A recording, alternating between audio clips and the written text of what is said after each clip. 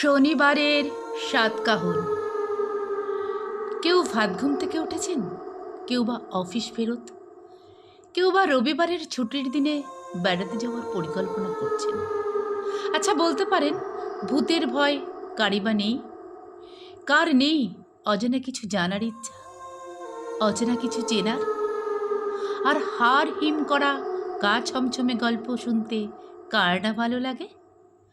আসুন তাহলে শুনি কিছু অজানা আর কিছু রহস্য রোমাঞ্চে ভরা শনিবারের সাতকাহন। আজকের গল্প কথা সাহিত্যিক সিদ্ধার্থ সিংহ কলকাতার 12টি স্থান নিয়ে লিখেছেন 12 ভুতুড়ে। তারই এক গল্প, রয়্যাল ক্যালকাটা টার্ফ ক্লাব। কলমে সিদ্ধার্থ সিংহ। 30 দশকের মাঝামাঝি সময় জর্জ উইলিয়াম প্রায় ঘোড়ার রেসে টাকা লাগাতেন এবং তার প্রিয় ঘোড়া পার্ল তাকে প্রায় সেই রেসে জিতিয়ে দিত।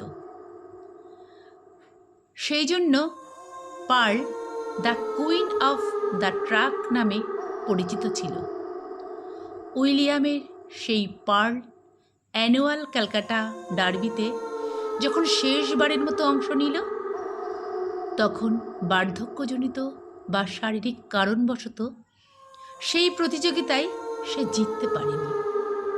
ফলে পার্লের পেছনে লাগানো উইলিয়ামের প্রচুর টাকা নষ্ট হয়ে গেল।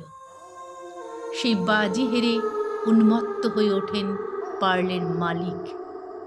পরদিন পার্লের মরদেহ গুলিবদ্ধ অবস্থায় রেল লাইনের ট্রাক থেকে উদ্ধার করা হয়। কথিত আছে, সে সময়ে বার্ধক্যজনিত কারণে অসুস্থ ঘোড়াকে কষ্টের হাত থেকে রেহাই দেওয়ার জন্যই গুলি করে মারার রীতি ছিল। আজও অনেকে রাতের দিকে, বিশেষ করে শনিবারের দিন, টার্ফের ট্রাকে একটি সাদা ঘোড়াকে ছুটে যেতে দেখেন। মৃত্যুকে অতিক্রম করে সে যেন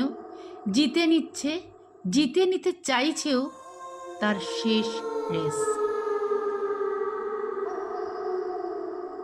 এরকমই রহস্য রোমাঞ্চ ভরা গল্প শুনতে নজর রাখুন শনিবারের সাতকাহনে। গল্প পাঠে আমি শর্মিলা।